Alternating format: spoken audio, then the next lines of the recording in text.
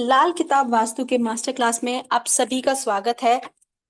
Yes, सभी के मन में डाउट आ रहा होगा, लाल किताब वास्तु क्या है?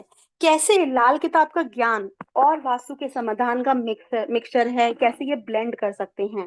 तो यस, आज हम इस सेशन में इसी के बारे में जानेंगे, क्योंकि लाल किताब एस्ट्रोलॉजी बहुत प्रचलित है। हम सभी को पता है कि लाल किताब एस्ट्रोलॉजी कितनी सटीक प्रिडिक्शन देती है, कितनी एक्यूरेट प्रिडिक्शन देती है। लेकिन कैसे उसका हम वास्तु से लिंक कर सकते हैं और अपने घर के वास्तु दोष को लाल किताब से मिक्स करके सॉल्व कर सकते हैं, ये सभी चीजें आज के सेशन में हम जानेंगे।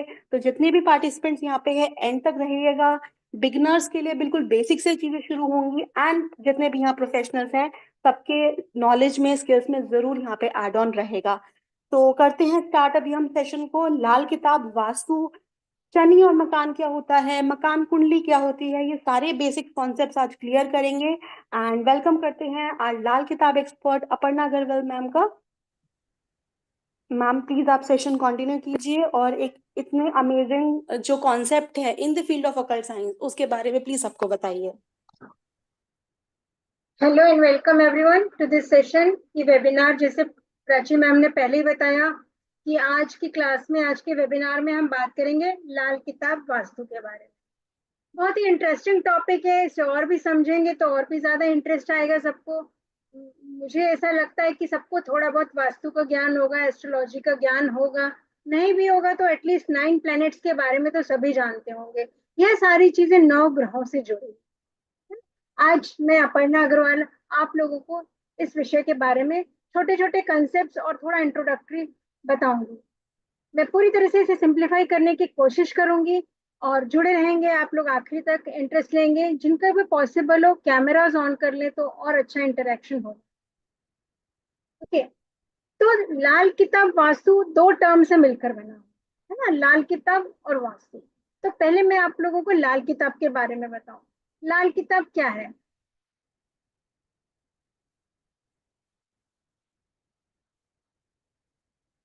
लाल किताब जो है एक एस्ट्रोलॉजी का एक ब्रांच है। एस्ट्रोलॉजी का ब्रांच बोलने से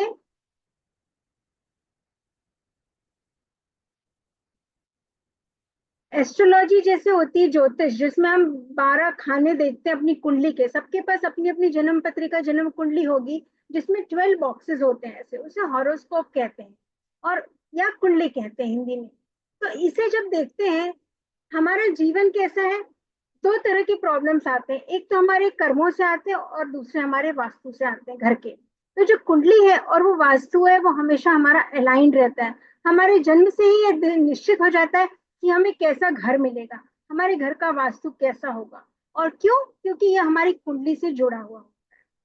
ठीक है, क्या कभी आप लोगों ने सोचा कि जैसे एक ही फ्लोर में, एक ही बिल्डिंग में 4 फ्लोर में 4 लोग रहते हैं, है ना? सबके घर में किचन उसी डायरेक्शन में, टॉयलेट उसी डायरेक्शन में, बेडरूम एंट्रेंस सब सेम डायरेक्शन में, फ्लैट्स में एक के ऊपर एक, लेकिन सभी की प्रॉब्लम्स अलग अलग। ऐसा क्यों होता है? क्योंकि इसमें सबकी कुंडलियों में डिफरेंस होता है। तो हमारे घर का जो वास्तु है वो पूरी तरह से हमारी कुंडली के हिसाब से असाइंड रहता है। जैसे जैसे कुंडली में ग्रह बैठे हैं, वैसा वैसा वो वास्तु में रिजल्ट देते हैं। अब वास्तु क्या होता है और कुंडली क्या होती है, और ये जुड़े हुए क्यों है, इन्हें कनेक्ट क्यों किया जाता है? वास्तु में हमारे 9 दिशाएं होती हैं, 8 दिशाएं और सेंटर मिला के 9 दिशाएं। इन 9 दिशाओं में 9 प्लैनेट्स इनके स्वामी होते हैं। उसी तरह से कुंडली में 12 राशियां होती हैं, 12 घर होते हैं, उनके स्वामी भी 9 प्लैनेट्स ही होते हैं। तो ओवरऑल हमारी लाइफ में रिजल्ट देने के लिए कौन है? ये 9 प्लैनेट्स। द मोमेंट आपने इन 9 प्लैनेट्स को समझ लिया तो आप एस्ट्रोलॉजी और वास्तु को बहुत ब्यूटीफुली कनेक्ट कर सकते हैं। तो एस्ट्रोलॉजी कुंडली देखने की कई मेथड्स हैं। एक तो होता है हमारा वैदिक मेथड, जिसे पराशरी मेथड भी कहते हैं। दूसरा होता है केपी एस्ट्रोलॉजी, कृष्णमूर्ति पद्धति। तीसरा होता है भृगुनंदी नाड़ी। और एक इसकी विधा है लाल किताब, जो आप लोगों ने सुनी होगी, है ना? ये सबसे मॉडर्न कंसेप्ट से कनेक्ट कर पाते हैं हम इन्हें। बाकी विधाएं बहुत पुरानी है। ऑल्दो मदर एस्ट्रोलॉजी तो वैदिक एस्ट्रोलॉजी ही है, लेकिन लाल किताब में इसे बहुत सिंप्लीफाई किया गया है। तो इसके कुछ बेसिक कंसेप्ट से हम एस्ट्रोलॉजी को भी समझ सकते हैं, वास्तु को भी घर का समझ सकते हैं। तो लाल किताब कुछ नहीं, सिर्फ एक तरह का टेक्निक है। जैसे मैथमेटिक्स में हम बच्चों को सिखाते हैं गिनती करना, 1 2 3, कोई उंगलियों से काउंट करता है, कोई ऐसे लाइंस बना के काउंट करता है, कोई इस तरह से काउंट करता है, कोई जापानीज मेथड से, कोई चाइनीज मेथड से, लेकिन आंसर तो सबका एक ही होता है ना। वैसे प्रेडिक्शन तो एक ही निकलती है, प्रॉब्लम एक ही निकलती है, प्रॉब्लम के सॉल्यूशंस भी एक ही निकलते हैं, लेकिन उनको समझने का और पढ़ने का तरीका, जिसे हम ग्रामर कहते हैं, वो सभी इसमें डिफरेंट डिफरेंट है। अलग अलग स्कॉलर्स ने अलग अलग टाइम पीरियड में डिफरेंट डिफरेंट मेथड्स निकाले हैं। उसमें से एक मेथड है लाल किताब वास्तु। अब लाल किताब वास्तु को कैसे समझें? लाल किताब एस्ट्रोलॉजी और उससे वास्तु को कनेक्ट किया तो लाल किताब वास्तु हो। तो पहले मैं थोड़ा सा इंट्रोडक्शन दूंगी लाल किताब के बारे में, एक स्क्रीन शेयर करती हूँ।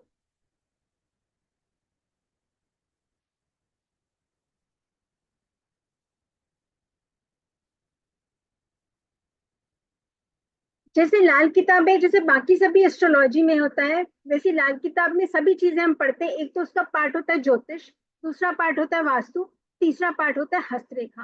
तो इन तीनों से भी हम लाल किताब के प्रेडिक्शंस को कनेक्ट कर सकते हैं। इसमें हस्तरेखा से भी इसे अलाइन करते हैं, इसे ज्योतिष से भी अलाइन करते हैं, और इसे वास्तु से भी अलाइन करते हैं। हम पढ़ेंगे वास्तु के बारे में। अब आप समझेंगे लाल किताब वास्तु पढ़ना जरूरी क्यों है ना। Why it is necessary, necessary तो नहीं है, लेकिन इसके बेनिफिट्स क्या क्या हैं इसे समझने के। वास्तु के बहुत से ब्रांचेस है, कई लोग पढ़ाते हैं वैदिक vastu, numero vastu, medical vastu, astro vastu. तो ये एक तरह का एस्ट्रो वास्तु है, जिसमें एस्ट्रोलॉजी हम लाल किताब के एंगल से समझते हैं। ठीक है। इसमें इजी क्यों पड़ता है? क्योंकि आप अपने वास्तु को बहुत ही, अपने प्रॉब्लम्स को एकदम पर्सनलाइज्ड वे में सॉल्व कर सकते हैं।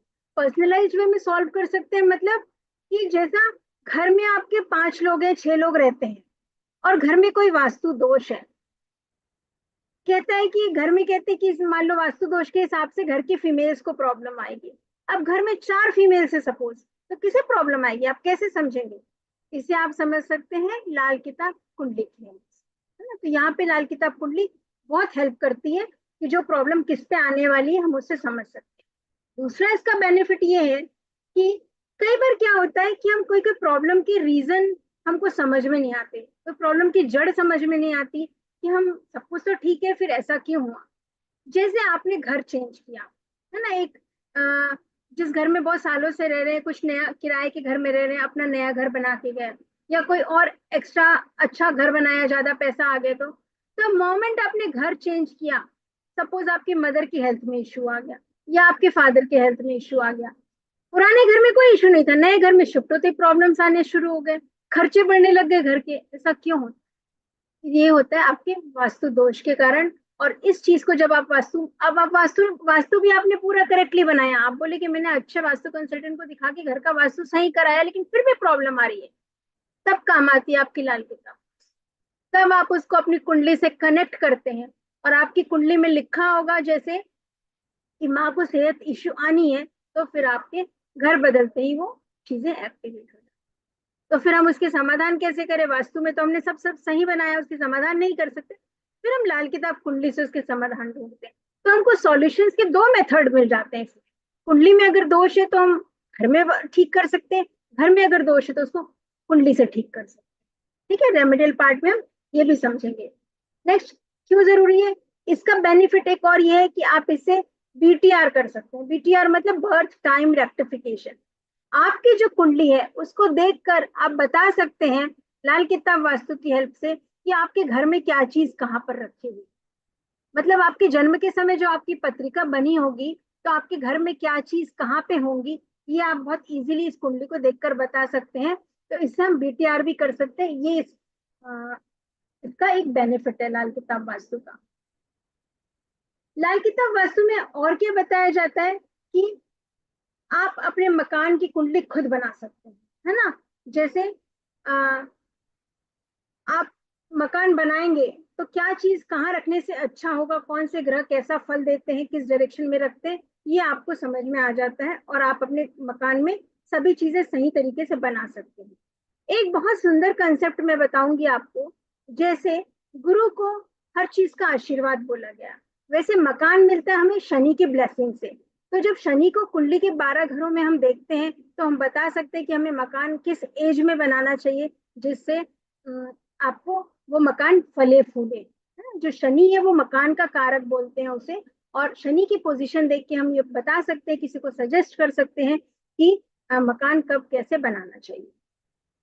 दूसरा बेनिफिट ये है कि इसमें आपको किसी आर्किटेक्ट की जरूरत नहीं है। आप खुद अपने घर में सेंटर से, अपना घर का सेंटर लेके मोटा मोटी 8 दिशाओं को प्लॉट करके अपने घर का वास्तु खुद ही ठीक कर सकते। तो ये है आपके इस लाल किताब वास्तु के बेनिफिट्स। अब पढ़ते हैं जैसे वास्तु क्या, ये होती है हमारी कुंडली, है ना, एस्ट्रोलॉजी।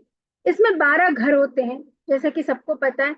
12 घरों में 12 राशियां होती हैं। पहले घर में पहली राशि एरीज, दूसरे घर में दूसरी राशि वृषभ या टॉरस, तीसरे घर में तीसरी राशि राशि जेमिनी या मिथुन, चौथे घर में कर्क राशि, पांचवें घर में सिंह राशि, छठे घर में कन्या राशि, सातवें घर में तुला राशि, आठवें घर में वृश्चिक, नौवें घर में धनु, 10वें घर में मकर राशि, 11वें में कुंभ और 12वें में मीन राशि। इसका कंसेप्ट ये है कि ये जो है 12 राशियों के 9 ग्रह स्वामी होते हैं, 9 ग्रहों को इनका स्वामित्व दिया गया। और उसी तरह से 9 दिशाओं को भी इनका स्वामित्व दिया। जैसे ये 9 दिशाएं, इनमें भी हम एक एक डायरेक्शन के एक एक स्वामी होते हैं। जैसे नॉर्थ वेस्ट के स्वामी मून होते हैं, और नॉर्थ ईस्ट के स्वामी जुपिटर होते हैं, वेस्ट के स्वामी सैटर्न होते हैं। ऐसे 9 डायरेक्शंस के 9 प्लैनेट्स को लॉर्डशिप दी हुई। तो इसका आपको बेसिक में कंसेप्ट बताती हूँ कि जैसे आपकी कुंडली में ये 9 ग्रहों, ये सेकंड हाउस है, ठीक है। सेकंड हाउस की दिशा होती है आपकी नॉर्थ वेस्ट। हर 12 घरों को एक एक डायरेक्शन दिया गया, सेकंड हाउस को नॉर्थ वेस्ट डायरेक्शन दिया गया। तो अगर आपके सेकंड हाउस में कुछ प्रॉब्लम है कुंडली में, तो आप देखेंगे घर के नॉर्थ वेस्ट में कुछ प्रॉब्लम है। और अगर घर के नॉर्थ वेस्ट में कुछ प्रॉब्लम है, तो आप देखेंगे कि घर के कुंडली के सेकंड हाउस में कुछ प्रॉब्लम है।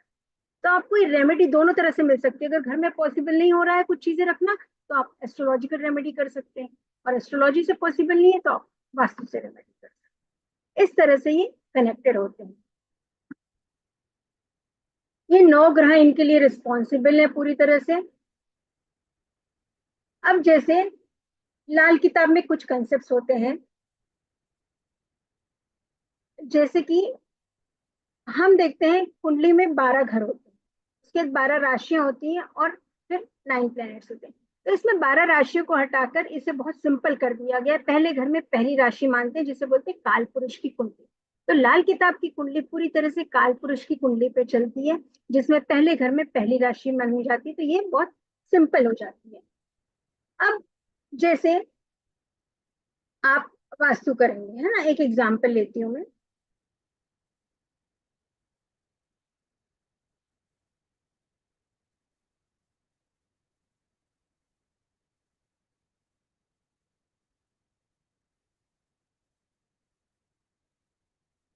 सपोज आपके पहले घर में शनि है ना।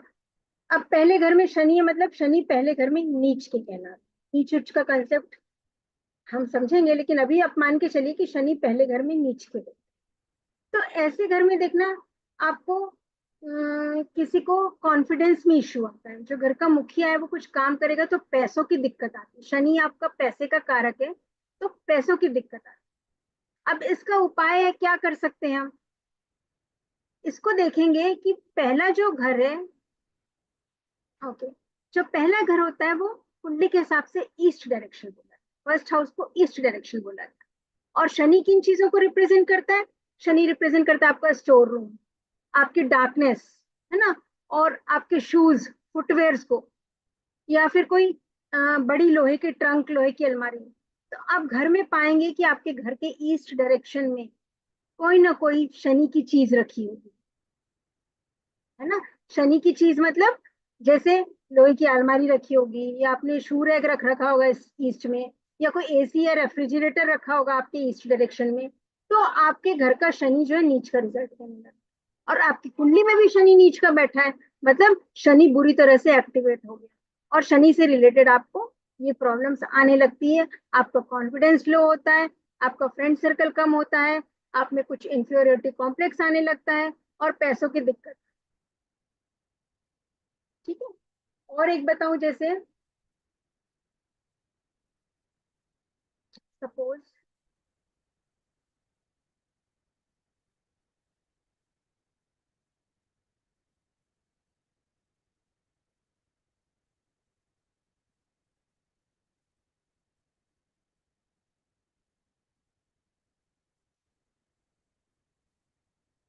सपोज ये हमारी कुंडली हो गई।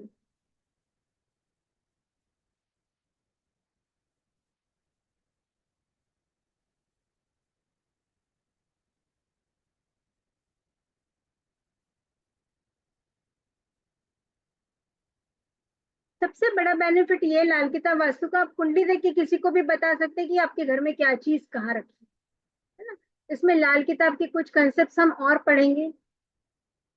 ये कोई और आप स्क्रीन पे कुछ काम कर रहे हैं कि कुछ और बनते जा रहा है मेरी स्क्रीन पे? एनीबडी? कोई व्हाइट बोर्ड से छेड़छाड़ कर रहा है क्या? चलिए, मैंने बात की सैटर्न यहाँ पे है ना, सैटर्न शनि। फर्स्ट हाउस का मैंने आप लोग को बताया। अब सपोज सैटर्न सिक्स हाउस में, ये हमारा सिक्स हाउस होता है, दिस इज सैटर्न। ठीक है। अब शनि अगर सिक्स हाउस में है तो क्या होता है इससे?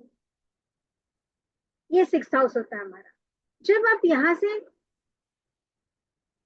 शनि सिक्स हाउस में, लाल किताब का एक कंसेप्ट है कि शनि सिक्स हाउस में बैठकर सेकंड हाउस की चीजों को खराब करता है। हमारी सेकंड हाउस की चीजें क्या होती हैं?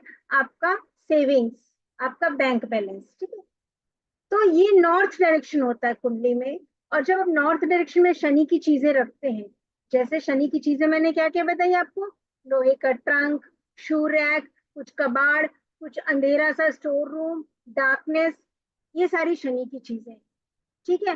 स्क्रैप आइटम कुछ रखते हैं, तो ये अगर आप घर के नॉर्थ डायरेक्शन में रखते हैं तो ये सीधे सीधे आपके बैंक बैलेंस को, सेविंग्स को खराब करता है। ठीक है। ये प्रेडिक्शन होता है आपके।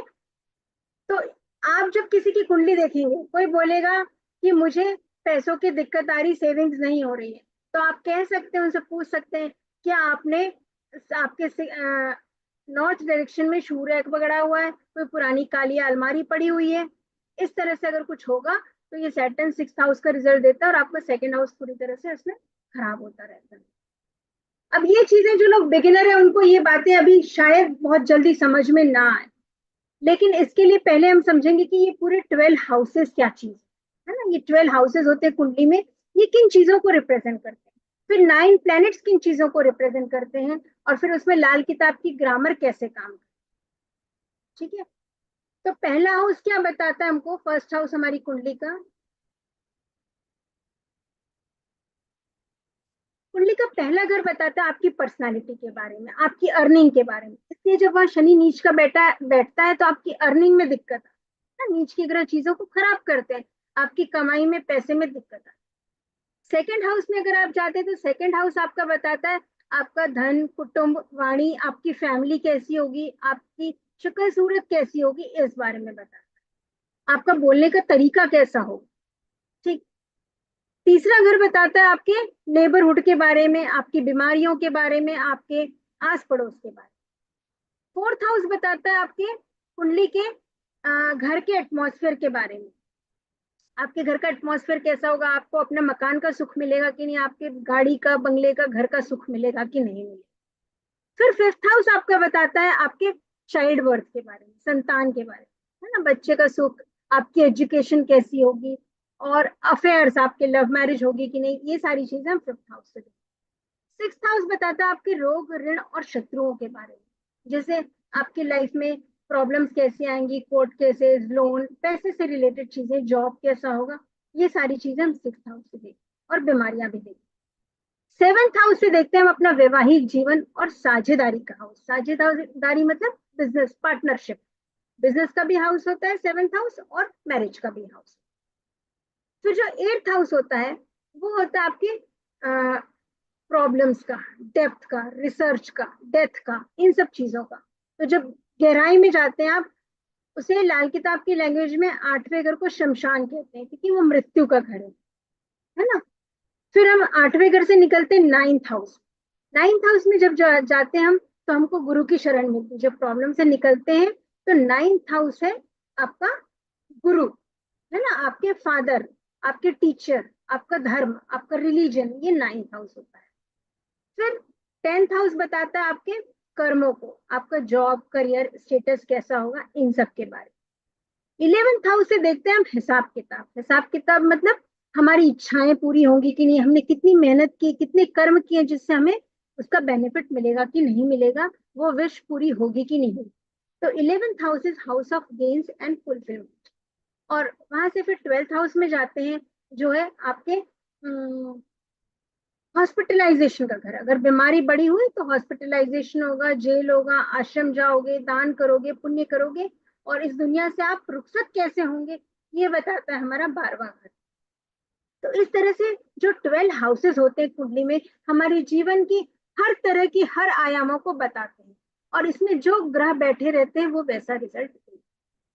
और लाल जो ग्रह है वो हर छोटी छोटी चीजों को, हमारे आसपास चीजों को सिग्निफाई करते हैं। जैसे मैंने बताया, शनि आपकी किन चीजों को सिग्निफाई करता है? शनि आपकी सिग्निफाई करता है, आपके घर में कोई लोहे का ट्रंक होगा, आपका एसी, आपका रेफ्रिजरेटर, आपका शू रैक, आपका स्टोर रूम, ये शनि हुआ। अब गुरु क्या चीजें हुई? क्योंकि गुरु धर्म का कारक है, गुरु ब्राह्मण है, गुरु पूजा पाठ की चीजों को रिप्रेजेंट करता है, गुरु गोल्ड को रिप्रेजेंट करता है। तो आपकी कुंडली में गुरु जहाँ पे होंगे, वहां पे आप गोल्ड रखते होंगे, है ना? तो ये गोल्ड है गुरु। उसी तरह से बुध जो है वो आपके पढ़ने लिखने की चीजें, आपके गैजेट्स हैं, कंप्यूटर, कैलकुलेटर, कॉपी किताब, स्टेशनरी, पेन, ये बुध है। और शुक्र क्या है? शुक्र आपके साज सज्जा की चीजें। शुक्र अट्रैक्शन का कारक है, ब्यूटी का कारक है। तो ये होती साज सज्जा की चीजें, जैसे आपके कॉस्मेटिक्स, परफ्यूम, कपड़े, आपका ड्रेसिंग टेबल, ये शुक्र को रिप्रेजेंट करता है। ठीक है। और आपका जो मंगल है, मंगल किस चीज को? मंगल अग्नि का कारक है। तो मंगल आपकी रसोई को रिप्रेजेंट, ठीक है, किचन को, आग से रिलेटेड जो भी चीजें हैं। और फिर आता है आपका चंद्रमा। चंद्रमा क्या है? जल तत्व है, पानी है, हमारे इमोशंस है। तो जहाँ पे आपके घर में पानी का सोर्स होगा, तो चंद्रमा की जगह है। उसके बाद आते हैं सूर्य। सूर्य को बोला गया रोशनी, है ना, लाइट आती है। तो जहां से भी सनलाइट आती है वो आपके सूर्य को रिप्रेजेंट करती है। जहां से हवा आती है वो आपका जुपिटर को रिप्रेजेंट करती है। और घर में जो सीढ़ियां होती है, स्टेयर केस, ये हमारे बुध को बताती है। पहले मैंने बताया स्टेशनरी, कॉपी किताबें, और सीढ़ियां भी बुध की होती है।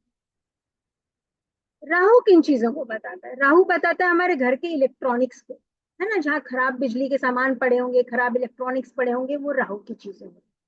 और घर का टॉयलेट भी राहु से रिप्रेजेंटेड होता है। और केतु क्या है? केतु है आपकी कुंडली का, आपके घर का ब्रह्म स्थान, है ना, जो सेंटर है वो केतु से रिप्रेजेंट करता है। तो जब आप इन 9 दिशाओं को और इन 9 प्लैनेट्स को करेक्ट कर लेते हैं, तो आपके घर का वास्तु ऑटोमेटिकली ठीक हो जाए। क्या क्या?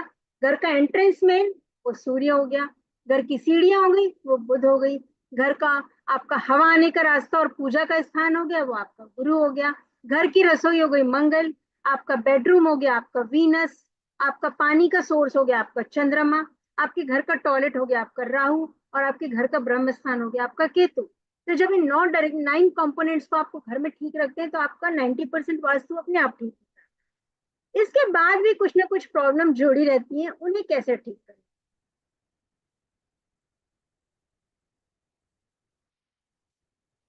सर ये लाल किताब का कंसेप्ट है, राहु को इलेक्ट्रिसिटी बोला गया, बिजली बोला गया, और वो खराब इलेक्ट्रॉनिक की चीजें रखते हैं तो राहु खराब होता है ना। मैं क्वेरीज बाद में लूंगी, पहले कंसेप्ट पे हम आते हैं पूरी तरह से। तो आप कुंडली से कैसे देख सकते हैं कि घर का वास्तु खराब है या अच्छा है? ठीक है, एक स्क्रीन शेयर करती हूँ मैं।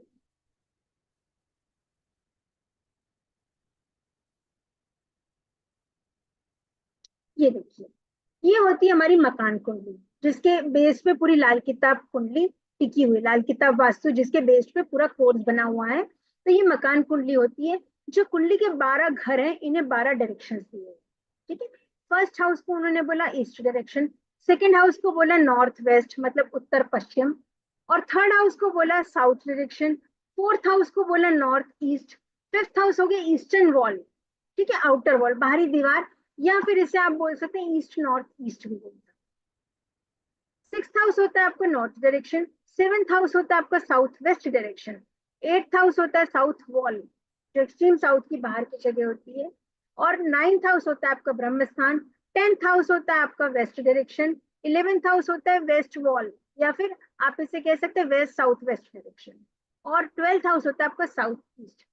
तो जब हम यहाँ पे देखते हैं, अब सपोज आपके आ गया किसी के कुंडली में, सपोज यहाँ पे आपके मार्स आ गया 12th हाउस में, ठीक है। जिसकी भी कुंडली में एक बार चेक करें। हम ये कहेंगे मार्स किस चीज को बताया मैंने, रसोई, है ना, मार्स रसोई हुई। तो आप देखेंगे किचन उनका साउथ ईस्ट में हो, तो it is a good placement, क्योंकि मैच हो रहा है किचन साउथ ईस्ट में, वास्तु के हिसाब से होना भी चाहिए, क्योंकि ये मार्स की अच्छी पोजीशन है, ठीक है। और मार्स की बुरी पोजीशन कौन सी बताई गई है लाल किताब में, मार्स की बैड पोजीशन बताइए 4th हाउस में, ठीक है। तो अगर आप नॉर्थ ईस्ट में, 4th हाउस के नॉर्थ ईस्ट डायरेक्शन, अब नॉर्थ ईस्ट में आप अगर रसोई को ले आते हैं, मतलब आपने मार्स को उठा के 4th हाउस में ले आया, ये मार्स की बेड पोजीशन है। तो आप देखिएगा जिस घर में नॉर्थ ईस्ट की रसोई होगी, वहां पे घर में लड़ाई झगड़े थोड़ी बहुत खिटपिट खिटपिट लगी रहेगी, क्वारल्स बने रहेंगे, है ना। क्योंकि नॉर्थ ईस्ट आपका जल तत्व है, जल में अग्नि आ गई, तो पानी में अगर आप आग डालोगे, आग में पानी का छींटा डालोगे तो कैसे होगा, आवाज होती है ना, किटपिट किटपिट चिटपिट चिटपिट, वैसा। तो इस तरह से कुंडली से हम समझ सकते हैं। ये मैंने आपको बताया। आप अब जैसे आप लोग खुद बताइए, सपोज सपोज मेरा यहाँ पे आ गया मार्स, तो इससे हम क्या प्रेडिक्ट कर सकते हैं, वेस्ट में मार्स आ गया मतलब वेस्ट में आपकी रसोई होगी, वेस्ट डायरेक्शन में घर में आपकी रसोई होगी। और जब घर में रसोई वेस्ट डायरेक्शन में है, तो ये अच्छा है कि खराब है कैसे देखेंगे, क्योंकि मंगल 10वें घर में उच्च का होता है, इसलिए वेस्ट की रसोई अच्छी कह सकते। वैदिक एस्ट्रोलॉजी, वैदिक वास्तु में इसका जिक्र नहीं आता, वो कहते कि सिर्फ अग्निकोण में रसोई बनाइए, लेकिन अगर आप पश्चिम में भी रसोई बनाते हैं और आपकी कुंडली में मंगल 10वें घर में है, तो ये अच्छा है, कोई बुरी बात नहीं है, ठीक है। और जैसे दूसरे प्लेनेट को लेते हैं, सपोज आप शुक्र को पकड़ते हैं। शुक्र मैंने क्या बताया आपको, सपोज यहाँ पे शुक्र ले लेते हैं 6th हाउस में, वीनस। अब जिसकी भी कुंडली में वीनस 6th हाउस में होगा, आप उससे पूछिए तुम्हारे घर में ड्रेसिंग टेबल क्या नॉर्थ नॉर्थ डायरेक्शन में रखा हुआ है आपको, या आपके नॉर्थ वेस्ट में कहीं पे कुछ कपड़ों का वार्डरोब है, या नॉर्थ वेस्ट में कुछ परफ्यूम्स रखे हुए हैं, ठीक है। देखिए कितना सिंपल और कितना इजी है। हम देखेंगे कि सारे प्लैनेट्स की कौन से घर अच्छे होते हैं, कौन से घर बुरे होते हैं, कहाँ पे वो अच्छा रिजल्ट देता है और कहाँ पे वो बुरे रिजल्ट देता है। अब वीनस जो है, शुक्र जो है, वो 6th हाउस में हो जाता है आपके नीच का, है ना। यहाँ पे वो अच्छा रिजल्ट नहीं देता। तो अगर आप घर के नॉर्थ डायरेक्शन में वीनस की चीजें रखते हैं, तो ये this is not a good vastu, ये एक वास्तु दोष क्रिएट करता है, क्योंकि नॉर्थ डायरेक्शन में अगर वीनस की चीजें आप रखते हैं, तो वीनस आपका नीच का रिजल्ट देगा। मतलब वीनस की चीजें क्या क्या है आपका, ये तो आपके नॉर्थ में बेडरूम होगा, या तो आपके नॉर्थ में ड्रेसिंग टेबल होगा, या आपके नॉर्थ में कपड़े रखे होंगे, या कुछ कॉस्मेटिक्स रखे होंगे, या परफ्यूम्स रखे होंगे, ऐसे वीनस की चीजें रखी होंगी वहां पर। और जब ऐसी पोजीशन है, तो आपकी मैरिड लाइफ में प्रॉब्लम होगी, क्योंकि वीनस खराब हो रहा है। वीनस खराब हो रहा है मतलब आपकी मैरिड लाइफ खराब हो रही है। तो ऐसे तो इसकी एस्ट्रोलॉजिकल रेमेडी बहुत सी है जो वीनस 6th हाउस की, लेकिन जब आप एस्ट्रोलॉजिकल रेमेडी नहीं कर पाएंगे, तो आप घर का वास्तु भी चेक कर सकते हैं कि अरे मेरे तो नॉर्थ में ड्रेसिंग टेबल रखा है, सबसे पहले इसे हटाना चाहिए। घर में किसी बच्चे की शादी नहीं लग रही है, उस बच्चे की कुंडली में देखिए अगर वीनस 6th हाउस में हुआ, तो उसकी शादी नहीं लगेगी, दिक्कत आएगी। और आपके उस घर में नॉर्थ में वीनस की चीजें भी रखी हुई हैं नॉर्थ डायरेक्शन में, तो भी दिक्कत आ रही होगी। तो आप दोनों एंगल से जब प्रॉब्लम को सॉल्यूशन कर लेते हैं, तो वो प्रॉब्लम पूरी तरह से खत्म हो जाती है।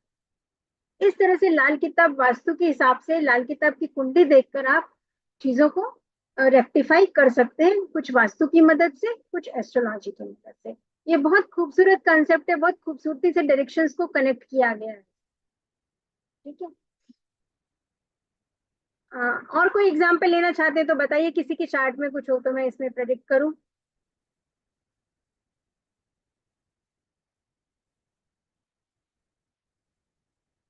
चलिए प्रेडिक्शंस के लिए थोड़ा होल्ड करते हैं, मैं थोड़ा आगे बढ़ती हूँ, फिर लास्ट में कुछ प्रेडिक्शंस लेते हैं लाइव। ठीक है, इतना क्लियर है सबको। अब आते हैं शनि पे। शनि जैसा मैंने बताया स्टार्टिंग में, शनि मकान का कारक होता है ना, मकान बनाने का आशीर्वाद सिर्फ शनि से ही मिलता है। जो लोग न्यूमरोलॉजी पढ़ते होंगे वो लोग भी जानते होंगे 8 नंबर शनि का होता है, तो जिनके बर्थ डेट में 8 नंबर अच्छा होता है उन्हें अपने मकान का सुख नसीब होता है ना। तो शनि मकान का कारक होता है, शनि कंस्ट्रक्शन का कारक होता है। जब तक कुंडली में आपको शनि का आशीर्वाद नहीं मिलेगा तब तक आपके जीवन में आपका अपना मकान नहीं बन पाएगा। आपने कई लोगों को स्ट्रगल करते हुए देखा होगा, इतना स्ट्रगल करते हैं लेकिन कभी ऐसे पैसे इकट्ठे नहीं कर पाते कि मकान बना सके, खरीद सके खुद का मकान, जीवन भर किराए के मकान में रह जाते हैं। होते हैं कई लोग ऐसे, सिर्फ वो मन में इच्छा रह जाती है। क्यों? क्योंकि उनकी कुंडली में शनि का आशीर्वाद है। या कई बार ऐसा होता है कि हम जैसे ही मकान बनाते हैं हमारे लाइफ में डाउनफॉल आना आ जाता है, ये भी होता है कई बार, है ना। तो ये भी शनि की पोजीशन देख के हम प्रेडिक्ट कर सकते हैं। ये बहुत खूबसूरत कंसेप्ट है, मैं आपको एक एक करके समझाती हूँ, बताती हूँ कि शनि जिसके पहले घर में है, जैसा कि मैंने बोला कि पहले घर में शनि है, आप जब मकान बनाते हैं तो आपकी कुंडली में शनि जिस भी घर में है वो उस घर में स्थापित हो जाता है। स्थापित हो जाता है मतलब स्टैब्लिश हो जाता है। तो अगर शनि आपके पहले घर में, तो शनि पहले घर में होते हैं नीच के, है ना। तो अगर आप पहले घर में शनि और आप मकान बनाते हैं तो शनि अपनी नीच का प्रभाव देना शुरू कर देंगे, आपको पैसों की दिक्कत आने लग जाएगी। ठीक है, तो ऐसे में आप किसी अच्छे एस्ट्रोलॉजर को दिखाकर समझकर, जब शनि अच्छे पोजीशन में आए दशा गोचर में, तब मकान बनाना चाहिए, ऐसे ही नहीं बनाना चाहिए। अब सेकंड हाउस में आते हैं, तो सेकंड हाउस शनि का नेक घर होता है। शनि यहाँ पे नेक रिजल्ट देते हैं। तो शनि जब यहाँ पे नेक रिजल्ट देते हैं, तो जब शनि सेकंड हाउस में थे तो आप कभी भी मकान बना सकते हैं या मकान बना बनाया खरीद सकते हैं, ये आपके लिए अच्छा ही है। आपकी कुंडली में आपको शनि का आशीर्वाद मिला हुआ है मकान बनाने। शनि तीसरे घर में है, तो यहाँ पर शनि हो तो गरीबी देता है मकान बनाने से, यह शनि की अच्छी पोजीशन नहीं है। इन लोगों को लाइफ टाइम मकान नहीं बनाना चाहिए, बनाते हैं तो किसी और के नाम पे बनाना चाहिए जिनके शनि थर्ड हाउस में, क्योंकि मकान बनाते ही इसमें गरीबी आती है। ठीक है, अब शनि फोर्थ हाउस में हो तो क्या हुआ, फोर्थ हाउस आपके चंद्रमा का घर है, चंद्रमा माँ का घर है। तो जब शनि फोर्थ हाउस में आता है और आप मकान बनाते हैं तो माँ को हेल्थ इश्यूज आने लगते, माँ की सेहत खराब हो। इसके लिए भी उपाय करके बनाएंगे या सही समय देखकर बताएंगे, सलाह लेकर। ठीक है, तो जिनके शनि फोर्थ हाउस में है, उनको मकान नहीं बनाना चाहिए, उनको चाहे तो लाइफ टाइम किराए के मकान में ही रहना चाहिए। ओके, या घर के किसी ऐसे मेंबर के नाम पे मकान बनाए जिसकी कुंडली में शनि अच्छा हो। अब जब शनि फिफ्थ हाउस में होता है और आप मकान बनाते हैं, तो फिफ्थ हाउस होता है आपके संतान का हाउस, जैसा मैंने बताया फिफ्थ हाउस होता है आपके संतान का घर। तो शनि जैसे ही फिफ्थ हाउस में बैठते हैं, आप मकान बनाते हैं, तो इसका जो बुरा इम्पैक्ट है, बुरा फल है, वो आपके बच्चों पर आता है। तो शनि फिफ्थ वालों को बच्चों के नाम पर मकान बनाना चाहिए, अपने नाम पर नहीं बनाना चाहिए। ओके, और शनि जब सिक्स हाउस में होते हैं, तो जैसा मैं अभी बता रही थी, शनि सिक्स हाउस में बैठकर आपके सेविंग्स को हैम्पर करते हैं सीधे। एक होती है लाल किताब में दृष्टियां। ठीक है, दृष्टियां मतलब वो दृष्टि मारते हैं, तो यहाँ पर जब शनि होते हैं तो सिक्स हाउस में बैठकर ये सीधे सीधे सेकंड हाउस पे दृष्टि डालते हैं। और शनि की दृष्टि होती है जहर जैसी। तो जब यहाँ बैठ के सेकंड हाउस में दृष्टि डालते हैं, तो सेकंड हाउस होता है हमारे बैंक बैलेंस का, हमारी सेविंग्स का। तो जब सिक्स हाउस में शनि आप मकान बनाते हैं और यहाँ पर मकान बना के शनि को स्टैब्लिश कर देते हैं, तो आपका बैंक बैलेंस धीरे धीरे खत्म हो जाता है। ये अच्छी पोजीशन नहीं है शनि का मकान बनाने में। ओके, अब शनि सेवेंथ हाउस में देखिए, जब शनि सेवेंथ हाउस में होता है तो यह शनि का उच्च का घर, पहला घर नीच का है और दूसरा घर जो है सेवेंथ हाउस जो है वो उच्च का है। तो ऐसे केस में जब आप मकान बनाते हैं, जब शनि जिनके सेवेंथ हाउस में हो, तो इनको मकान बनाना बहुत फलता है और इनको बहुत मकान का आशीर्वाद मिलता है। एक नहीं, दो नहीं, चार नहीं, मल्टीपल मकान इनके होते हैं। लेकिन जब ये अहंकार में आकर अपने इन पैसों का मिसयूज करने लगते हैं, तो फिर शनि यहाँ पर बैड रिजल्ट देना शुरू कर देते हैं, या फिर इंसान का पतन शुरू हो जाता है। इसलिए एक समय के बाद थम जाए। अब शनि जब एट्थ हाउस में है, एट्थ हाउस क्या बोला हमने, क्रॉनिक डिजीजेस का, लंबे चलने वाली बीमारियों का घर है। तो इस केस में क्या होता है, जब शनि 8th हाउस में हो और आप घर बनाते हैं, तो घर बनाते ही आपको कोई लंबी बीमारी घेरी। तो शनि का एज क्रॉस होने के बाद 36-39 ईयर्स के बाद ही आप मकान बनाएं तो यह अच्छा होगा। Shani 9th house, it's a very good placement of Shani. ठीक है, जब यहाँ पे शनि 9th हाउस में हो और आप मकान बनाते हैं तो ऐसे लोगों को 3 मकान का आशीर्वाद है, इनके अपने रहने वाले 3 मकान होते हैं। देखिए, लोगों को एक मकान भी नसीब नहीं होता और कई लोगों के नसीब में बहुत से मकान रहते हैं। तो 3 मकान तो बनाता ही बनाता है मिनिमम शनि। लेकिन अगर आपने चौथा मकान बनाया तो वहां से आपके लाइफ का काउंटडाउन शुरू हो जाए। और एक बात बताइए, शनि 9th हाउस के समय अगर आपके घर में कोई लेडी प्रेग्नेंट हो और उस समय आप घर बनाते हैं, तो आपके घर बनने के बाद आपके पिता को मृत्यु तुल्य कष्ट होता है या पिता की मृत्यु भी हो सकती है ना।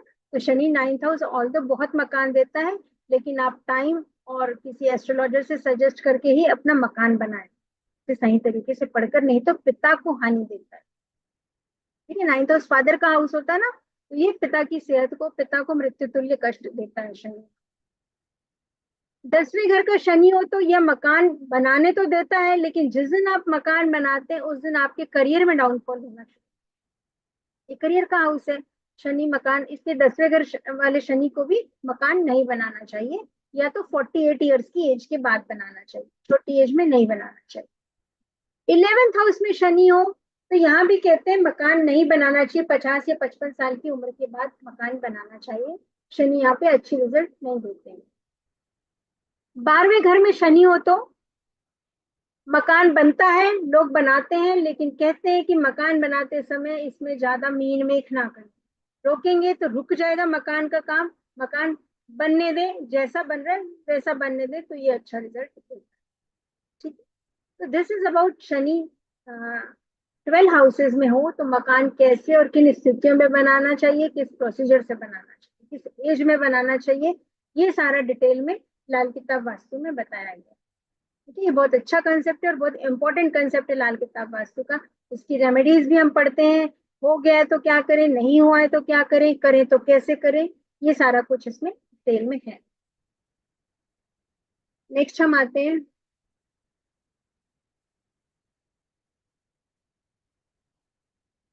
कुछ एग्जांपल्स लेते हैं कैसे इसके प्रेडिक्शंस काम करते हैं लाल किताब वास्तु के, है ना।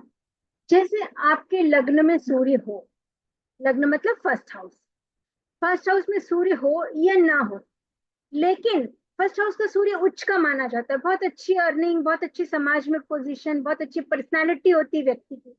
लेकिन अगर आपकी कुंडली में नहीं है सूर्य, तो आप क्या करें इसका उपाय, आप अपने घर के ईस्ट से अच्छा सा घर का एंट्रेंस निकालें जहां से सुबह सुबह से सूर्य की रोशनी आए।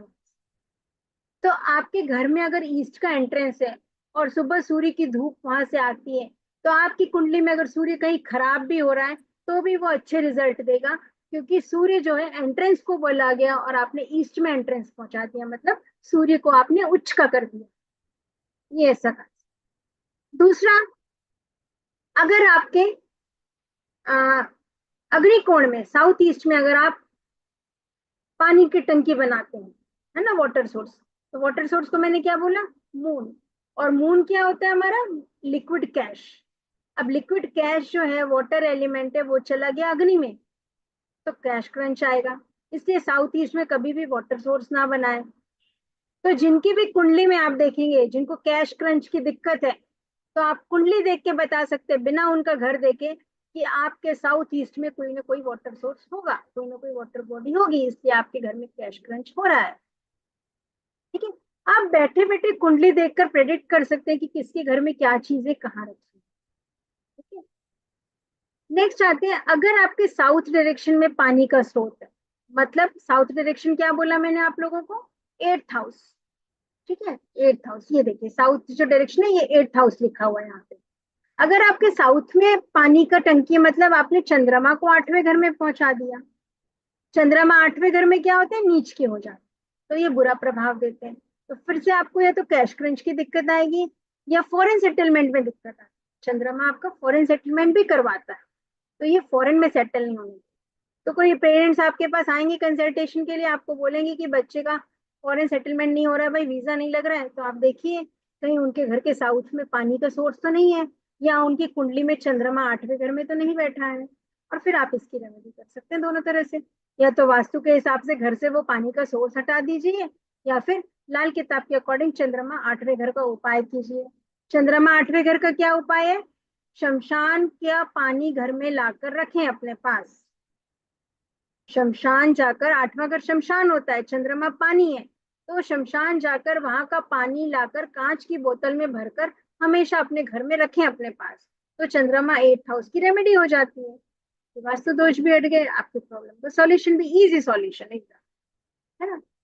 अब जैसे कहते हैं वेस्ट में मंदिर हो तो बृहस्पति आ गया, मंदिर बृहस्पति मंदिर है, अगर वेस्ट डायरेक्शन में आपने मंदिर बनाई तो क्या हुआ? बृहस्पति कहाँ आ गया आपके? ये वेस्ट डायरेक्शन। यहाँ पे जुपिटर आ गया, तो जुपिटर यहाँ पे हो जाते हैं नीच के। तो जुपिटर यहाँ पे नीच के हो गए, मतलब आपको कार्य क्षेत्र में दिक्कत आएगी, मानहानि का दावा होगा। तो आपको क्या करना है? सिर्फ मंदिर को उठा के कहीं और रखना है, नॉर्थ ईस्ट में रख दीजिए, ईस्ट में रख दीजिए। मतलब आपने वास्तु के हिसाब से घर तो पूरा सही बनाया, लेकिन मंदिर कहीं गलत रख दिया आपने, तो जुपिटर आपका खराब हो गया। या आपकी कुंडली में जुपिटर नीच का है, इसलिए ऐसा रिजल्ट दे रहा है।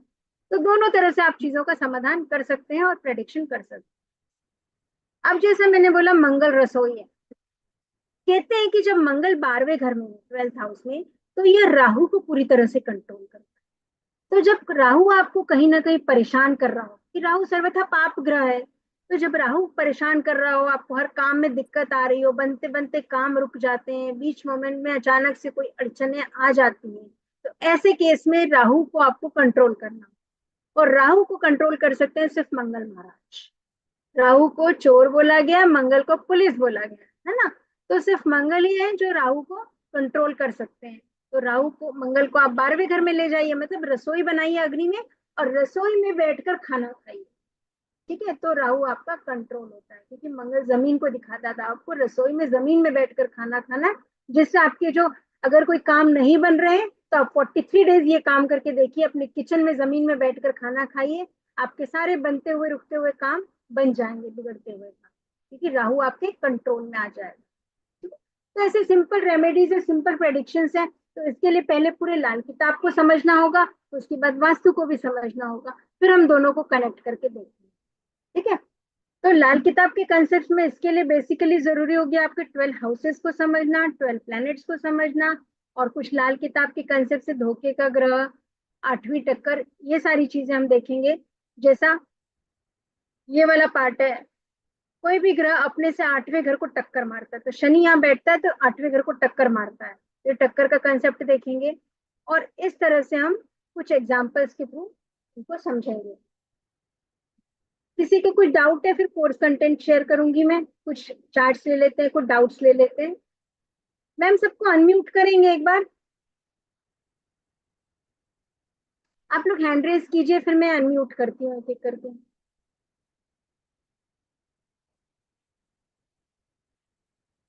हैंड रेज किसका है?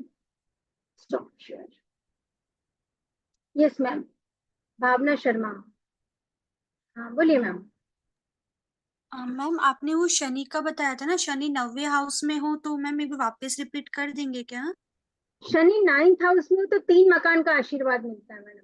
लेकिन अगर उस समय शनि 9th के समय अगर घर में कोई प्रेग्नेंट है और उस टाइम में आप अपना मकान बनाते हैं, तो ये शनि आपके पिता की हेल्थ के लिए ठीक नहीं थैंक यू मैम। है।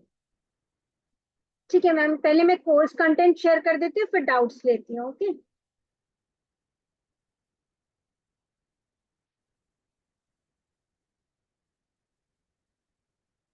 ओके, तो ये जो लाल किताब वास्तु का कोर्स है, इसमें कैसा है कि कुछ बेसिक कंसेप्ट है लाल किताब, है ना। बेसिक कंसेप्ट क्या है? जैसे मैंने बोला 12 हाउसेस, 9 प्लैनेट्स, पक्के घर, उच्च के नीच के घर। जब मैं उच्च और नीच बोल रही हूँ, वो सभी प्लैनेट्स के उच्च के नीच के घर हम समझेंगे। ग्रहों की दृष्टियों को समझेंगे, ग्रहों की दृष्टियां कैसे होती है, जैसे मैंने बताया शनि छठे घर से दूसरे घर में दृष्टि डालता है। 8वीं टक्कर होती है, जब कोई प्लेनेट किसी को 8वीं टक्कर से मारता है तो वो पूरी तरह से उसको खराब कर देता है। और एक कंसेप्ट होता है मशनूई ग्रह, एक होता है किस्मत का ग्रह, जिसको हमेशा हमें एक्टिव रखना चाहिए, तो हमारा लक साथ देता है। तो किस्मत का ग्रह कैसे निकालते हैं लाल किताब में, ये भी हम देखेंगे। और कुछ होते हैं, कई बार ऐसा होता है, हम कितनी भी मेहनत करते हैं हमें रिजल्ट नहीं मिलता, कितने भी उपाय करते हैं शादी नहीं हो रही है, उपाय कर रहे हैं बिजनेस में ग्रोथ नहीं मिल रही है। उस केस में क्या करना पड़ता है हमको, उन सोए हुए ग्रहों को जगाना पड़ता है। वो हाउसेस सोए हुए माने जाते हैं, उन्हें जागृत करना पड़ता है। तो वो कब कैसे होते हैं और उनके क्या रेमेडीज होते हैं, ये भी हम देखेंगे। एक होता है कुर्बानी का बकरा या बलि का बकरा, मतलब हैम्पर कोई और प्लेनेट हो रहा होता है और जो चोट लगती किसी और को लगती है ना। जैसे गुरु खराब हो रहे हैं तो वो अपना बुरा असर डाल देते हैं केतु पर, तो केतु खराब होने लगता है। तो इसकी रेमेडीज और इसका प्रेडिक्शन कैसे करते हैं। और इसके लिए सबसे इंपॉर्टेंट है मित्र और शत्रु ग्रह कौन है, कौन किसको मारता है, कौन किसकी हेल्प करता है, मदद करता है, वो समझेंगे। और ग्रहों के अच्छे घर और बुरे घर कौन से हैं, जैसे मैंने बताया बुरे घर में बुरा रिजल्ट देते हैं, तो वास्तु के हिसाब से उनकी चीजें वहां से हटा देंगे। इस तरह से लाल किताब को हम डिटेल में पढ़ेंगे। तो पहले लाल किताब को समझना जरूरी होगा। उसके बाद बेसिक वास्तु के कंसेप्ट पे जाएंगे। वास्तु के कंसेप्ट क्या कहते हैं। 8 डायरेक्शंस होते हैं वास्तु के, रूलिंग प्लैनेट्स होते हैं 9 हाउसेस के 9 प्लैनेट्स, और उसके सभी 8 डायरेक्शंस के एट्रीब्यूट्स को पढ़ेंगे कि कौन सी दिशा वास्तु की क्या बताती है, और how to check the facing of house, और how to check and mark the directions. आपको किसी आर्किटेक्ट की जरूरत नहीं, आप खुद से अपने घर में अपने घर के डायरेक्शंस को कैसे मार्क कर सकते हैं। कई बार क्या होता है, हम घर में छोटी मोटी प्रॉब्लम से जूझ रहे होते हैं और हस्बैंड को टाइम नहीं रहता कि वो वास्तु करेक्शन करवाएं, आर्किटेक्ट को लेकर आए। तो ये काम घर की लेडीज खुद स्वयं से कर सकती हैं बिना किसी की हेल्प के। वो सिंपल सा मेथड इसमें मैं बताती हूँ आप लोगों को। तो ये डायरेक्शंस निकालना देखेंगे, और फेसिंग देखेंगे हम घर की कैसे होती है। कनेक्शन बिटवीन कुंडली एंड वास्तु वो समझेंगे। उसके बाद आएंगे, अब वास्तु और इसको कनेक्ट कर लिया, अब इसके प्रेडिक्शन कैसे करने हैं। तो वो प्रेडिक्शंस हम एग्जाम्पल्स के थ्रू देखेंगे। कुछ मकान कुंडली के सूत्र होते हैं, वो सारे सूत्रों को पढ़ेंगे, फॉर्मूलाज को। शनि और मकान को डिटेल में पढ़ेंगे। आज मैंने छोटा सा ग्लिम्स दिया आप लोग को, शनि कौन से हाउस में मकान बनाना चाहिए, कौन से हाउस में नहीं बनाना चाहिए, और इसके बाद इसके रेमेडीज और मकान बनाने के कुछ नियम देखेंगे। 9 ग्रहों के मकान कैसे होते हैं। जिसकी कुंडली में कोई प्लेनेट प्रोमिनेंट होता है, जैसे किसी की कुंडली में जुपिटर बहुत अच्छा बैठा है, किसी की कुंडली में सूर्य बहुत अच्छा बैठा है, तो हम वो भी देख के समझ सकते हैं कि इनके घर में किस तरह की एनर्जी ज्यादा है और किसके कैसे मकान होते हैं। 9 ग्रहों के मकान कैसे होते हैं। जिनकी कुंडली में गुरु अच्छा है उनका मकान कैसा होगा, जिनकी कुंडली में सूर्य अच्छा है उनका मकान कैसा होगा। तो ऐसे 9 ग्रहों के मकान को देखेंगे, और कुंडली के 12 घर भी समझेंगे इस तरह से मकान के बारे में, और फिर इनकी रेमेडीज और एक्सप्लेनेशन विद एग्जांपल्स एंड सूत्रास। इसमें मैं कम से कम 70 से 80 एग्जांपल्स और 70 से 80 फॉर्मूलाज बताऊंगी आप लोगों को, जिसको आप स्नैपशॉट प्रेडिक्शन जैसे बोल सकते हैं, किसी से भी पूछ सकते हैं और उसके आप फिर उसको रेमेडी दे सकते हैं।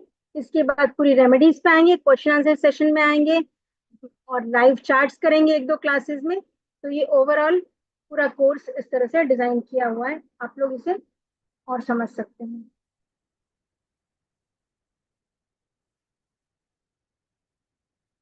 हाँ जी। ओके। यस, तो जैसे कि मैम ने आप सभी के साथ पूरे कोर्स की डिटेल शेयर करी है। So it is a 9 days class and बहुत ही वास्ट कोर्स है ये। क्लासेस जूम पे लाइव रहेंगी, उसके recordings, notes, everything we will share it with you. Recording and notes आपके व्हाट्सएप और आपके एप्लीकेशन दोनों पे ही शेयर किए जाएंगे। प्लस कोर्स कंप्लीट होने के बाद इसका सर्टिफिकेट भी हम शेयर करेंगे।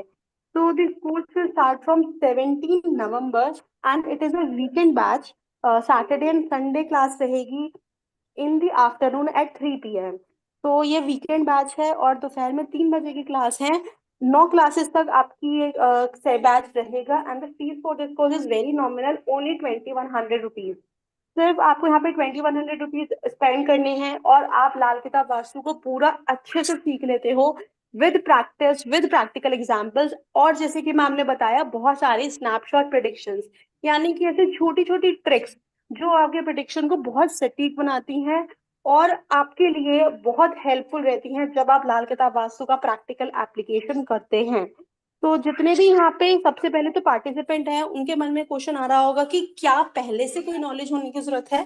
सो नो, पहले से आपको नॉलेज होने की जरूरत नहीं है। इसमें बिल्कुल बेसिक से शुरुआत की जाएगी। जैसे कि मैम ने आपको बताया, पहले हम लाल किताब के बेसिक कॉन्सेप्ट्स, बेसिक ग्रामर को कवर करेंगे, वास्तु के बेसिक कॉन्सेप्ट को कवर करेंगे, फिर दोनों को ब्लेंड करेंगे, दोनों को मिक्स करके कैसे यूज करेंगे, और प्रैक्टिकल एग्जांपल्स भी साइड बाय साइड कवर करेंगे।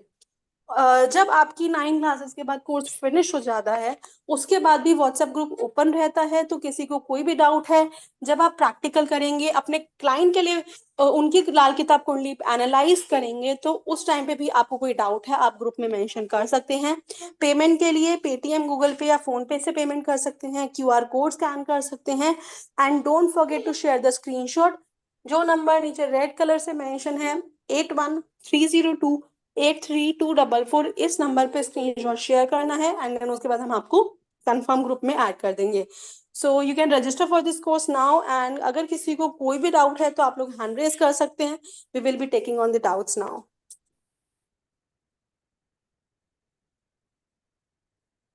Yes sir. इसके डाउट से सत्येंद्र सर बोलिए।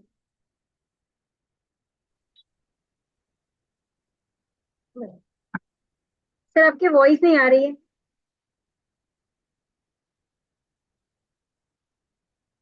Hello sir, you are not audible. Okay. Bhavna ma'am आप बोलिए।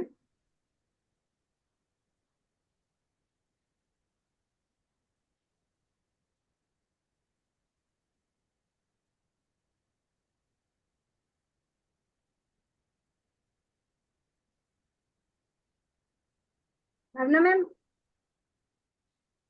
मैंने आपको अनम्यूट किया। सब लोग अपने आप को अनम्यूट कीजिए। I allowed everyone.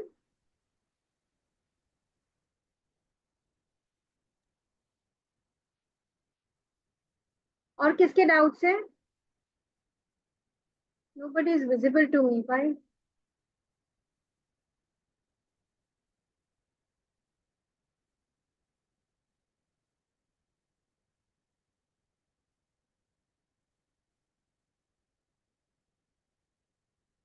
Bhavna ma'am आपकी भी वॉइस नहीं आ रही है। सत्येंद्र सर आपकी भी वॉइस नहीं आ रही है।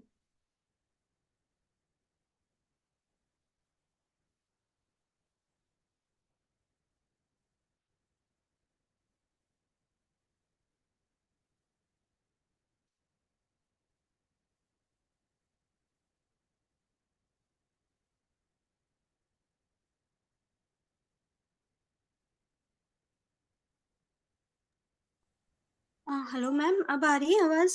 हाँ मैम बोलिए। मैम मुझे बस उसी में एक छोटा सा और डाउट था, जैसे कि अगर मकान हम बना लेते हैं और उसके बाद में प्रेगनेंसी होती है तो भी इफेक्ट आएगा क्या मैम? मकान बनने के बाद होता है तो नहीं या आता। मैं काम चालू हो रहा हो तो मैम? हाँ तो दिक्कत आ सकती है मैडम, बिल्कुल। ओके। ओके। तो हम थैंक वहाँ यू पे मैम। रोक दीजिए, प्रेगनेंसी होने के बाद फिर कीजिए। ओके। उसका कोई उपाय नहीं। उसको वो एनी हाउ वो हैम्पर करेगा शनि वहां बैठकर, क्योंकि शनि 9th हाउस से सीधे सीधे 8वीं टक्कर मारता है चौथे घर को। और चौथे घर में जीव को खराब करता है, जो भी जीव पनप रहा हो। और आपके फादर को भी हेल्थ इश्यू आ सकते हैं। तो काम बेबी होते तक 9 महीने की बात है, आप काम आपको रोक देना चाहिए। ठीक है। Okay. Thank you ma'am. Thank you.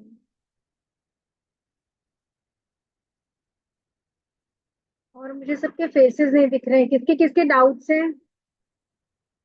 I am not able to see the faces and raise hands. किसके रेज हैंड्स हैं?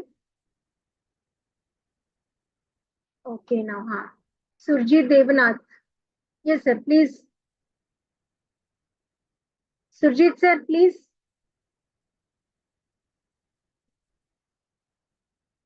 हेलो हाँ ये सर बोलिए। मैम। मैम करियर देखने के करियर कौन सा घर देख के पता लगेगा मैम? ओके सीखेंगे यहाँ पे? Career 10th house. तो वहाँ पे कुछ नहीं होगा तो फिर क्या क्या होगा? तो वो सोया हुआ ग्रह है। जो मैं सोया हुआ ग्रह का कंसेप्ट आपको बता रही थी ना कोर्स में, कोई हाँ प्लेनेट जब हाँ हाँ। किसी घर में नहीं होता तो वो घर सोया हुआ कहलाता है। हमें उसको जागृत करना पड़ता है। ये आप इसे ऐसे समझ सकते हैं, जैसे कोई होटल में आपने खाना ऑर्डर किया, अब वहाँ पे स्विगी जोमेटो वाला कोई बॉय है नहीं, तो आपको डिलीवर कैसे होगा वो चीज? है ना। तो वहां पे आपको किसी को लाना पड़ेगा। प्लेनेट्स ही है जो हमें रिजल्ट डिलीवर करते हैं। तो वहां पे कोई प्लेनेट नहीं, तो वो भाव आपको सोया हुआ है। उसे जागृत कैसे करना है, उसके कंसेप्ट हम रेमेडीज बाकी प्लेनेट्स देखकर समझेंगे कि इसको वहां पे और लाभ। वो भी समझेंगे कि कौन सा करियर अच्छा होगा। करियर इसमें नहीं आएगा सर, इसमें वो लाल किताब एस्ट्रोलॉजी का पार्ट है, इसमें वास्तु के हिसाब से देख सकते हैं कि करियर में ग्रोथ नहीं हो रही तो क्यों नहीं हो रही है, प्रॉब्लम्स क्यों आ रही अच्छा। है। और करियर का अच्छा। स्पेसिफिकली देखना है तो बहुत वास्ट हो जाता है ना, क्या करियर करना। बेसिकली आप ठीक। लग्न से देख सकते हैं, कोई प्लेनेट बहुत अच्छा बैठा है तो उसके काम आप कर सकते हैं, ये मैं इतना बता सकती थैंक यू मैम। हूँ। Okay, thank you. नेक्स्ट, और किसके डाउट्स है please raise your hands. Video on कर लीजिए और हैंड रेज कर लीजिए, फिर मैं एक एक करके डाउट्स लेती हूँ।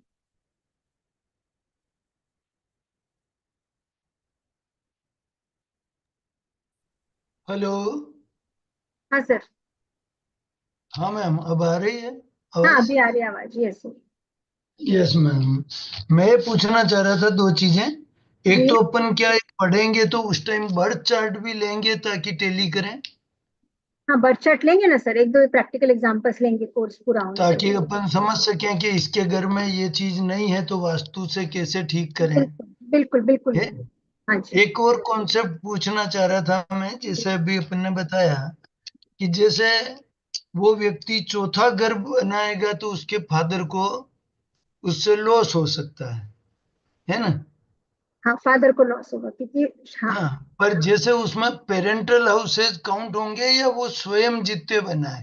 नहीं, मकान कंस्ट्रक्शन का सर, उसने जो मकान कंस्ट्रक्ट किया, नींव खोद के मकान बनाना शुरू किया है, उसको कंसिडर वो तीन से ज्यादा नहीं होने वो चाहिए, 3 से ज्यादा नहीं। है ना मैम? जी। It's okay. बाकी अपन इसमें कुंडली भी डिस्कस करेंगे, उसके बर्थ हाँ, चार्ट को। मेन तो लाल किताब कुंडली को समझना बहुत जरूरी रहेगा, फिर वास्तु से उसको रिलेट कैसे करेंगे वो मैं। मैम तो मैं ये जानना चाह रहा था कि जैसे जो ओरिजिनल कुंडली है, जी जैसे उसके ओरिजिनल कुंडली जो है उसके 10th हाउस में जैसे मंगल बैठा है, जी। तो क्या कालपुरुष कुंडली में भी अपन उसको 10th पे ही रखेंगे? हाँ हाँ जी सर, सिर्फ ऐसा करते हैं, लाल किताब कुंडली जब बनाते हैं ना, तो जो उसमें राशि के या नंबर्स लिखे हुए हैं उसको बस हटा देते हैं और उसको 1 to 12 कर देते हैं बस। बाकी प्लेनेट जहाँ है वो वहीं रहेंगे। प्लेनेट वहीं रहेंगे, जैसे सेवंथ में शनि हो तो हाँ, सेवंथ में रहेगा, या 7th में। शुक्र एक में हो तो एक में रहेगा, जी सर जी। है ना? केवल कॉलम नंबर बदल हाँ, देंगे राशि अपन। नंबर बस हटा देते yes ma'am. Thank you ma'am, बहुत हैं। अच्छा बहुत अच्छा। Okay ma'am, thank you. Yes, Pooja ma'am. Hello ma'am. Hello ma'am. चलो। मैम, मेरे हस्बैंड के बर्थ चार्ट में 7th हाउस में शनि है, बट इनका प्रॉपर्टी का काम है और अभी 6-7 महीने से इनकी एक लैंड है जो अटकी हुई है। मैं पूछना चाहती हूँ कि क्या रीजंस हैं। तो वर्षफल में कोई प्रॉब्लम क्रिएट कर रहा होगा, इसमें ईयरली चार्ट देखते हैं ना हम, तो एक लग्न कुंडली होती है और एक हर साल की नई कुंडली बनती है जिसमें ग्रह घूमते रहते हैं। तो वो शनि कहीं मंदे घरों में आ गया होगा उस समय, या कहीं से राहु का इम्पैक्ट पड़ रहा होगा तो काम में ऑब्स्टिकल्स आ रहे हैं। वो वर्ष कुंडली देख के हम प्रेडिक्ट कर पाएंगे कि क्या है।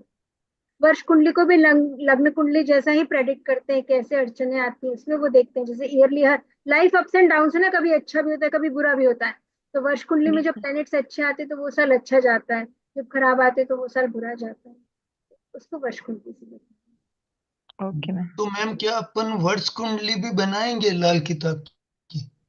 सर मैं वर्ष कुंडली देखना सिखाऊंगी, ऐप से कैसे देखते हैं और उससे कैसे प्रेडिक्ट करते एक थोड़ा सा थैंक यू ये मैम। बताएं मैम, हैं। जी। कालपुरुष कुंडली में पहला और दूसरा घर क्या देखने के लिए काम आता है? अपने लाल किताब की कुंडली का पहला और दूसरा घर। पहला घर मैंने आपको बताया ना सर, अपनी पर्सनालिटी, अपनी सेहत और अपनी कमाई, बेसिकली अर्निंग बोलते हैं इसमें, कमाई का घर बोलते हैं क्योंकि सूर्य कमाई को बताता है वो। और दूसरा घर आपका धन, सेविंग्स, मेनली पैसा दूसरा कहाँ से आएगा, सेविंग्स। सोर्स ऑफ इनकम आपका। जी।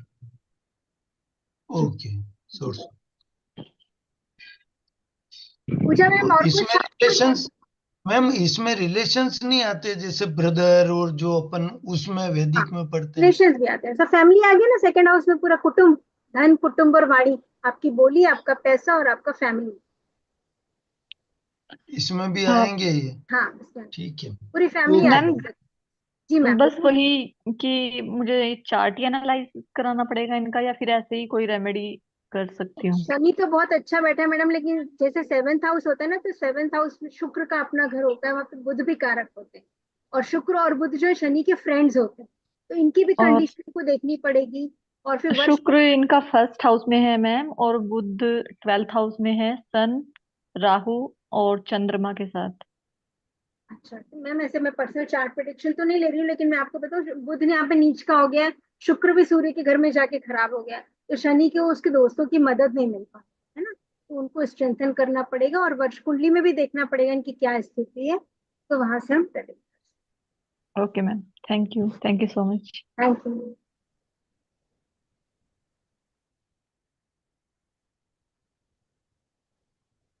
Any other doubts? Ma'am I guess सभी के ही डाउट सॉल्व हो चुके हैं, तो यहाँ पे हम सेशन एंड कर सकते हैं। Okay ma'am. Thank you so much everyone ma'am for joining in. Thank you ma'am. And yes, आप लोग ये जो है एक्सटेंसिव कोर्स लाल किताब वास्तु का ज्वाइन कर सकते हैं। एक बार मैं आपके सामने पेमेंट डिटेल्स फिर से शेयर कर देती हूँ। आप लोग ये नंबर नोट कर सकते हैं जो रेड कलर से मेंशन है, 8130283244। कोई भी डाउट के लिए इस नंबर पे आप मेरे साथ कनेक्ट कर सकते हैं, व्हाट्सएप पे मैसेज ड्रॉप कर सकते हैं। तो सी यू ऑल देयर। और संडे से क्लास शुरू हो जाएगी, दिस संडे। आज ऑलरेडी 14 नवंबर हो चुका है। तो register today and share the screenshot with me. Thank you everybody. Thank you ma'am. Someone is asking half fees अभी दें और हाफ बाद में दे तो चलेगा क्या? चैट में समवन है आस्क्ड। एक second ma'am, let me check. Rupen ji, आप ना एक बार मेरे साथ पर्सनली कनेक्ट कर लीजिएगा, because then in that case हम ईएमआई कोई ऑप्शन बनाएंगे। बिकॉज ऑलरेडी वैसे रीजनेबल फीस है, बट अगर आप चाहते हैं 2 इंस्टॉलमेंट में पे करना, तो उसके लिए फिर कनेक्ट करिएगा पर्सनली, जो नंबर मेंशन है, एंड हम जो है आपके लिए कुछ वे आउट निकालेंगे। आपका हैंड भी रेज है, आप अनम्यूट कर सकते हैं। हेलो। हेलो, हाँ सर बोलिए। हाँ मैम, मैं जस्ट मुझे एक्चुअली ना आपने जो चार्जेस किए हुए बहुत इकोनॉमिकल है, नो इश्यूज उसके लिए। मेरा थोड़ा सा इश्यूज है, इसके लिए मैं हाफ चार्जेस अभी या हाफ चार्जेस बाद में करके, अभी का बैच में तो मैं एडमिशन नहीं लेना चाहता हूँ, लेकिन थोड़ा बाद में कर सकता हूँ क्या? सर उसके लिए ना, वही मैंने आपको बोला, आप पर्सनली एक बार कनेक्ट करेंगे ना, तो आपका के लिए स्पेसिफिकली हम इंस्टॉलमेंट प्लान बना के आपसे डिस्कस करके फिर आपको वो बता देंगे। ठीक है, ये नीचे मतलब जो नीचे यस, नंबर जो दिया रेड हुआ है कलर में डिस्प्ले। नंबर मेंशन है, आप बस अपना नेम और कोर्स का नेम व्हाट्सएप पे मेंशन कर दीजिए, मेरी टीम आपको अपने आप से कांटेक्ट कर लेगी। जी जी जी जी, thank you madam, thank you. Thank you sir. Thank you चलिए, सर। तो फिर यहाँ पे सेशन है। Yes ma'am. Thank you thank you so everyone. Much. Thank you ma'am. Thank you.